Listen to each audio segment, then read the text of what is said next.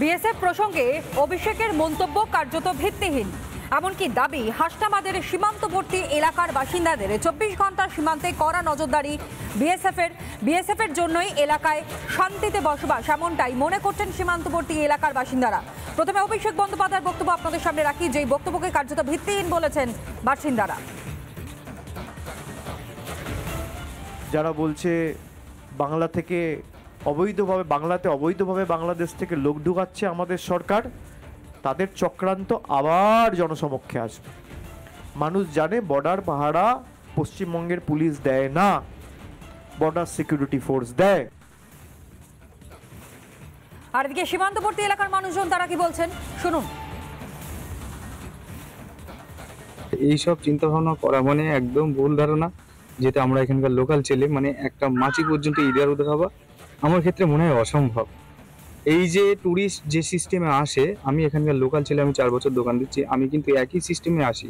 আমার বাড়ি হচ্ছে এখান থেকে মাত্র 10 মিনিট, ডেলি ডকুমেন্টস দিয়ে আসবো, টাইম হয়ে যাবে, আবার ডকুমেন্টস নিয়ে আমি চলে যাবো। তারা আমাদের বর্ডার সিকিউরিটি ফোর্স, তারা কিন্তু প্রচুর কষ্ট করে, তাদের জন্য আমরা রাত্রি মানে নিশ্চিন্তে কিন্তু ঘুমাতে পারি।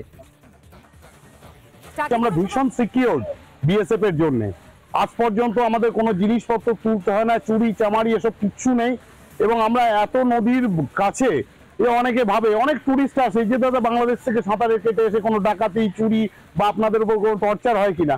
একদমই না, আজ পর্যন্ত কোনোদিন হয়নি। এবং আমরা পুরো সেফটি ওনাদের জন্য, হ্যাটস অফ বিএসএফ বাহিনীকে।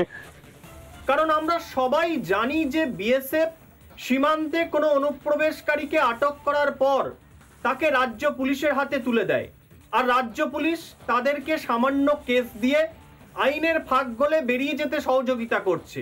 এই যে তৃণমূল সরকারের দ্বিচারিতা, তারা অনুপ্রবেশে সহযোগিতা করছেন, আবার অনুপ্রবেশ নিয়ে রাষ্ট্রের দিকে প্রশ্ন তুলছেন, বিএসএফকে চিহ্নিত করছেন। এ অত্যন্ত নিম্ন রুচির। কারণ দেশের স্বরাষ্ট্র মন্ত্রকের দিকে আঙুল না তুলে আঙুল নিজেদের দিকে ঘুরিয়ে দেখুন আপনাদের ভূমিকা কি।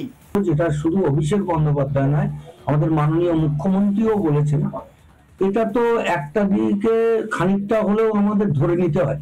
কারণ দেখুন, বর্ডারটা সম্পূর্ণ তাদের নিয়ন্ত্রণে।